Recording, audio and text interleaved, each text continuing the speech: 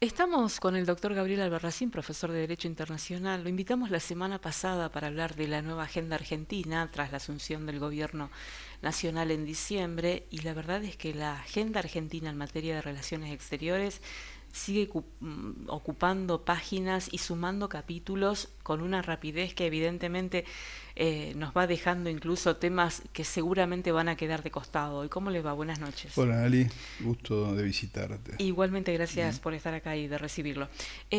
Cuénteme, ¿es difícil hoy plantearse cómo está la agenda nacional cuando todo es ruido?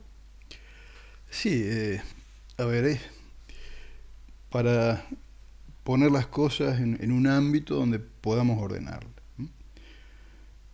La agenda nacional y la agenda internacional tienen mucho más cosas en común de lo que el común de la gente entiende que tiene. En principio, en los dos ámbitos de la política nacional como de la política internacional, en el centro hay que buscar y hay que ubicar a los intereses. Lo que dirime la política nacional y la política internacional son básicamente intereses. Lo que sucede es que en el ámbito internacional esos intereses se presentan de manera cruda, de manera descarnada. Y son pocas las dudas acerca de qué es lo que realmente está permanentemente en juego. Por esa razón, es muy fácil, o mejor dicho, es más sencillo ver los errores en materia de política internacional que en materia de política nacional. Porque el meollo de la cuestión, lo importante, viene con poco disfraz, por llamarlo de algún modo.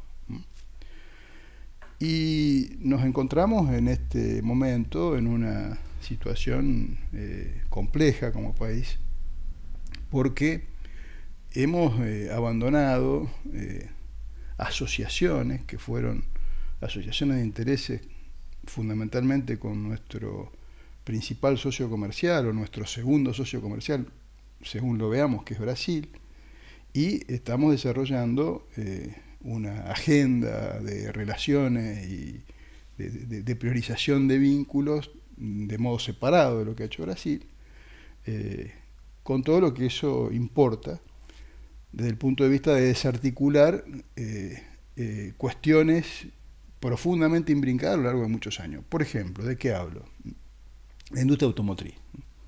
La industria automotriz argentina y brasilera son en buena medida complementarias. Y esa actividad de conjunto, donde había proveedores multinacionales extrarregión, donde había autopartistas nacionales brasileños, donde había autopartistas nacionales argentinos, permitían armar un bloque de intereses a ambos países con una posibilidad de proyección de esos bienes, no solo abriendo el propio mercado nacional, sino también a otros mercados internacionales, tomando en cuenta detalles tales como no generar artículos competitivos de un país con el otro. Usted va, por ejemplo, y anda por Brasil, y en Brasil no se hacen camionetas prácticamente. Eh, el grueso de los automotores de bajo costo se hacen en Brasil, no en la Argentina. Automotores de gama media son los que se hacen en la Argentina porque tienen determinadas exigencias de terminación y aparte porque el mercado argentino, por una cuestión de poder adquisitivo de un segmento de su población, era más propenso también y tenía posibilidad de adquirir ese tipo de vehículos. Bueno, todo ese tipo de cuestiones, y le tomo esa industria como ejemplo, cuando las políticas se disocian, son muy difíciles de ser sostenidas Coordinadas. exactamente en el Ahora, tiempo. con este ejemplo concreto me surge esta situación. Evidentemente aquí no hay ninguna afinidad entre la agenda del gobierno nacional y la agenda del gobierno de Brasil. Pero esto también ha pasado antes. Ha pasado cuando Bolsonaro ocupaba la presidencia y Alberto Fernández asumía la presidencia a nivel nacional. Y también se temió que estas agendas hicieran algún cortocircuito y afectaran la actividad económica. Y sin embargo no pasó. Da la impresión que Bueno, como pasan muchas cosas, los gobiernos pasan, las instituciones quedan, no es tan difícil, no es tan fácil cambiar estas cuestiones tan profundas, más allá de las relaciones personales. Sí, la cuestión es la siguiente. Cuando usted ve el proceso político que lleva a nuestro presidente a ese lugar, encuentra particularidades muy llamativas, ¿no? Fundamentalmente para el caso de personas como en el caso de quien habla, tiene ya el ojo avesado y mira estas cuestiones, no solo en clave nacional, sino también en clave de intereses y relaciones internacionales que facilitan o propician o influyen sobre los países para que los procesos políticos trasciendan en un determinado sentido o evolucionen en un determinado sentido. ¿A qué me refiero? El proceso político que deposita a Milei en el poder finalmente tiene muchísimas similitudes con el proceso que ubica a Zelensky en Ucrania. Muchísimas similitudes. Personas que totalmente ajenas a las estructuras políticas, sin partido, que vienen de un conocimiento público, en el caso de Zelensky, por su carrera de actor y comediante, imitador. En el caso de Milei como mediático, que aparece... Influencer económico, sí, pero de quizás. un día, de la nada aparece en horarios y en programas de altísimo rating, y estas cosas no son casuales, ¿eh? Si yo pretendo tener un espacio o en tu caso y decir acá estoy, yo soy muy cómico, muy soy simpático, entrador y que pine que pan, ¿por qué no me dan una oportunidad? Seguramente golpearé las puertas infructuosamente. Entonces hay cosas que se generan como posibilidad en determinada situación donde se percibe un estado de ánimo de determinado sector de la población y se trata allí de establecer una referencia política con un objetivo a mediano y largo plazo. No es casual que Zelensky haya sido el invitado a la asunción del presidente Milei y que haya sido el único país de toda América Latina que este señor visitó. No visitó ningún otro país, nunca. Y cuando uno tira del hilo para ver qué hay en realidad en común, lo que existe es una vinculación muy estrecha de determinados fondos de inversión, como el caso concreto de BlackRock, que vía Zelensky, vía personas muy cercanas a Zelensky, tuvieron una gravitación preponderante desde 2008 en adelante, y ni que hablar a partir del 2014, en que se produce el famoso Euromaidán, en la economía ucraniana. Y cosas parecidas, y personajes y efectores parecidos, como el caso del señor Elstein, que es el principal gurú económico y principal empresario que no se cansa, el presidente, de mostrarse en su compañía como una persona realmente gravitante en su entorno, tiene con ese mismo grupo de inversión. Y esto, ¿por qué lo cito? Porque esos grupos necesitan determinada condición para hacer que prosperen sus negocios. Sus negocios son básicamente de especulación o inversión extractiva con altos niveles de rentabilidad, por ejemplo, en commodities energéticos, por ejemplo, en minerales críticos o estratégicos, como el caso del litio o como el caso del coltán, aplicado a la industria de los microconductores y de la fabricación de teléfonos celulares y otro tipo de elementos de alta tecnología. Y ese nucleamiento de intereses requiere siempre también un tipo de relación especial con los estados. Y requiere estados mínimos, ¿no? Requiere estados con baja exigencia, baja proyección a largo plazo de cuáles son sus intereses nacionales definidos, y suele tener mala relación con ese tipo de gobierno. Y buena relación con gobiernos donde hay este tipo de afinidad o este tipo de planteamiento por parte de quienes ejercen puntualmente responsabilidades de poder en cada tiempo determinado. Pasó en Brasil, yo no sé si usted lo recuerda, cuando cayó Dilma Rousseff. Que asumió Temer. Exactamente. Ese proceso de reforma del Estado tremenda que hubo en Brasil, de privatizaciones, de modificación sustanciales, de modificación sustancial de leyes laborales. Exactamente. Ahora me hace pensar, me trae esta situación, ¿no? Asumió Lula después de Temer. No, Bolsonaro asume. Perdón, Bolsonaro. Sí. Y después vino Lula. Exactamente. Pero no cambió sustancialmente aquellas cosas. Es que no son estos los Milei. A eso me refiero, y por eso lo que le quiero decir es lo siguiente.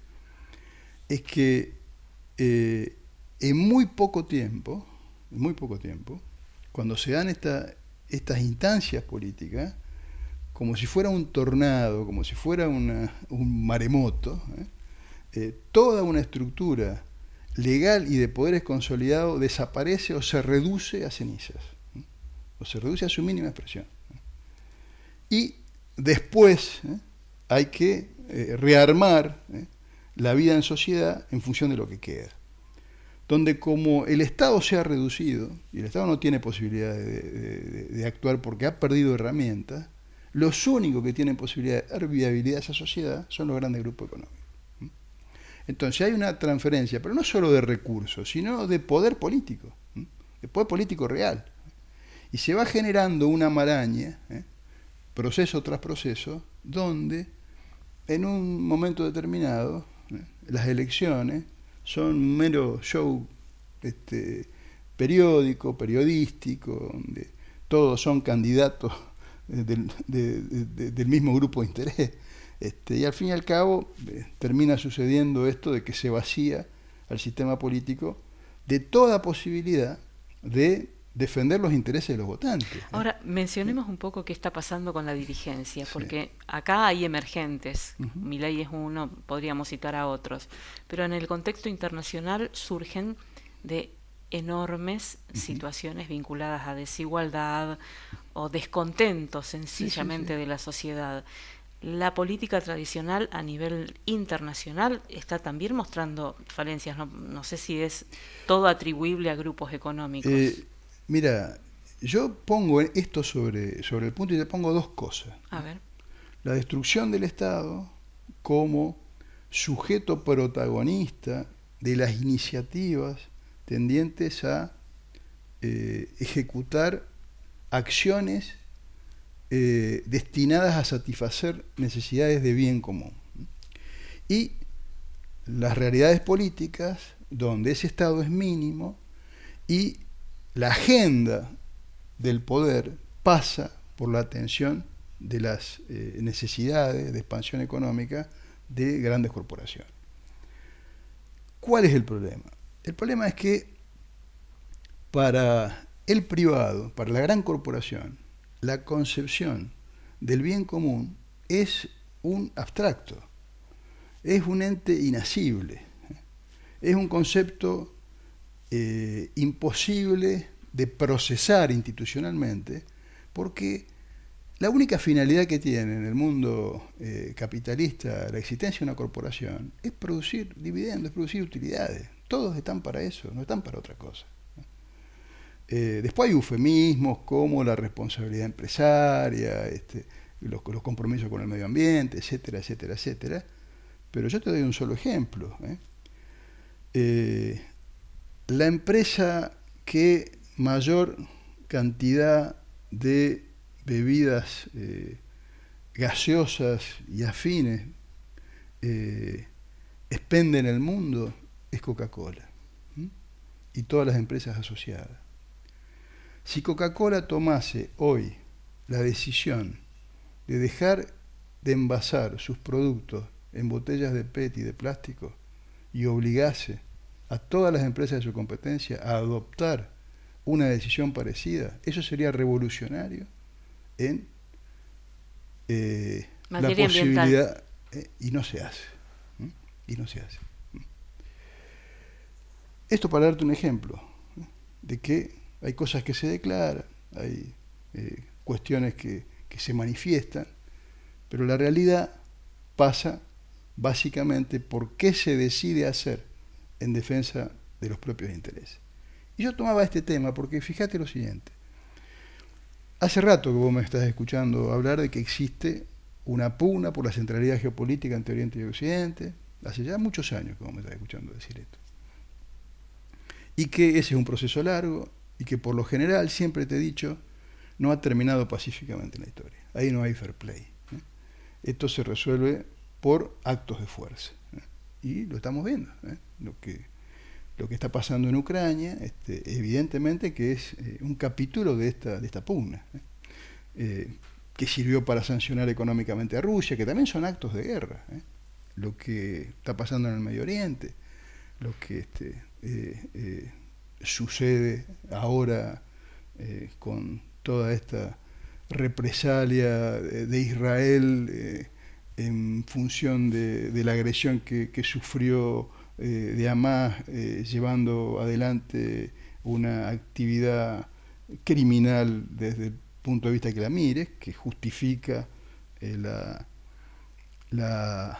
pedido de arresto que hace la Fiscalía de la Corte Penal Internacional contra Netanyahu y el ministro de Defensa de Israel, al igual que y también exacto de los tres líderes de los líderes de Hamas.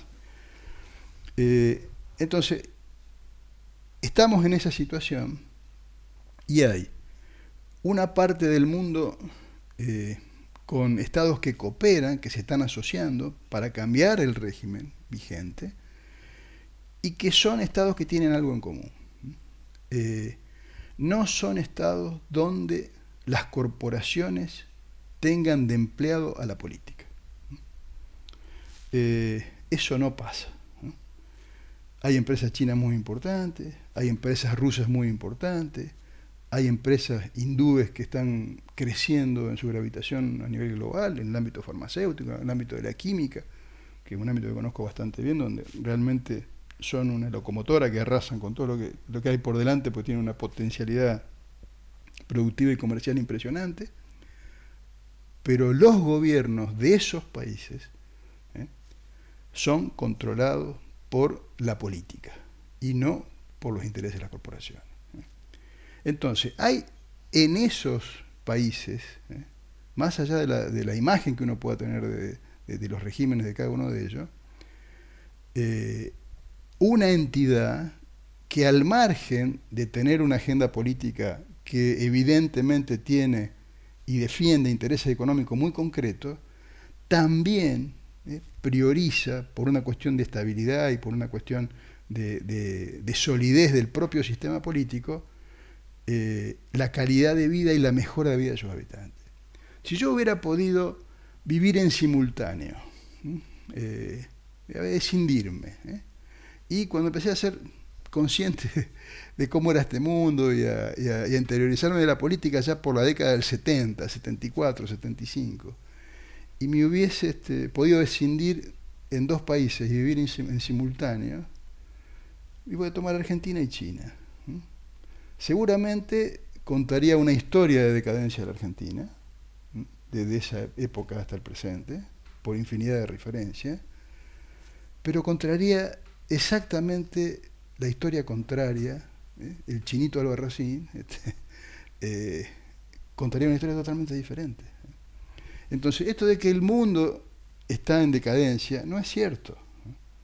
Hay situaciones, el mundo es uno, pero la política genera distintas realidades. Y las realidades que se han generado en Occidente, fundamentalmente a partir de la caída de la Unión Soviética, es una realidad de decadencia, es una realidad de pérdida de objetivos, es una realidad de pérdida de sentido estratégico de la existencia, donde una minoría, llamémosla élite, si de algún modo ese concepto es útil, pero no creo que lo sea en el más estricto sentido de la palabra, se ha ido separando cada vez más de los intereses de la población de los países en los que han desarrollado sus intereses, han defendido sus intereses, y hoy estamos sin conducción, porque había un proyecto globalista, había un proyecto donde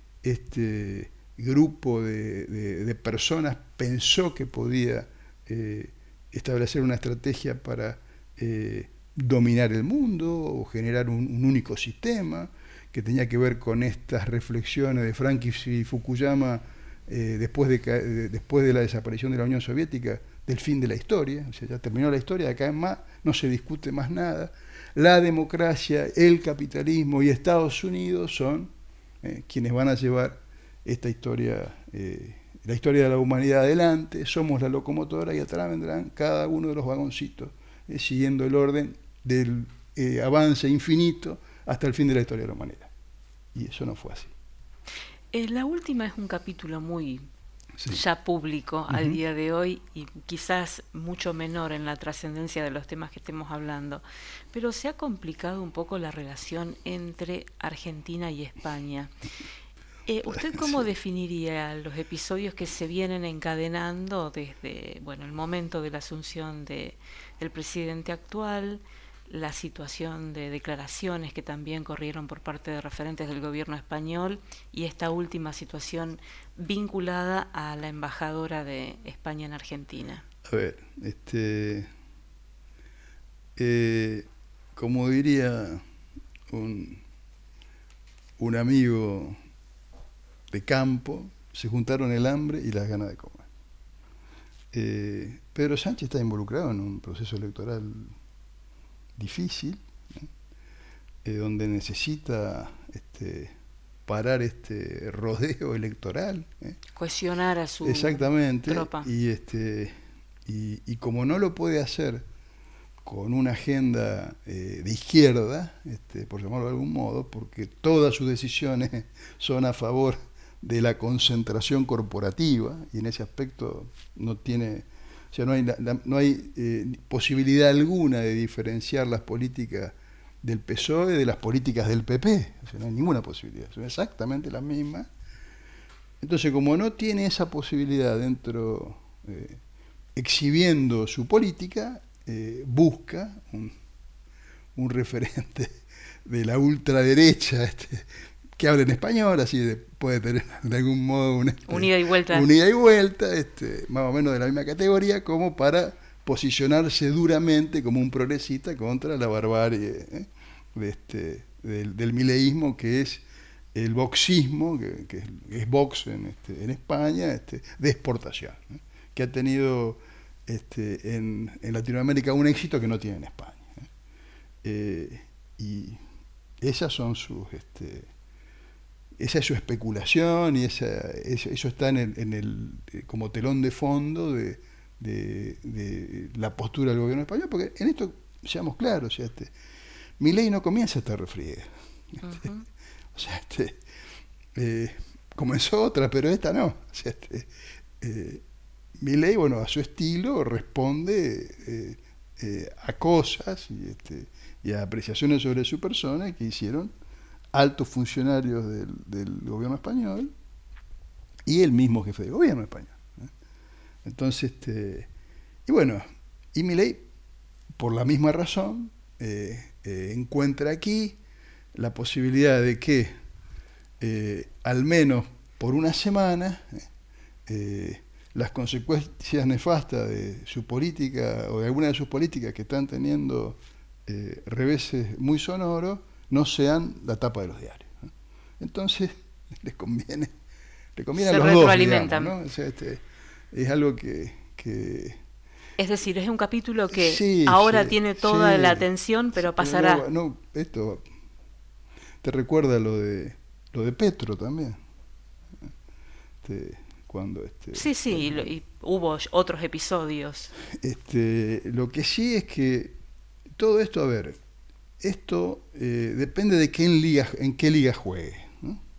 Entonces, si entre determinados gobiernos esto no tiene mayor influencia, pero en otra liga sí tiene influencia. Gracias por Entonces, haber venido, Gabriel. gracias. Muy amable.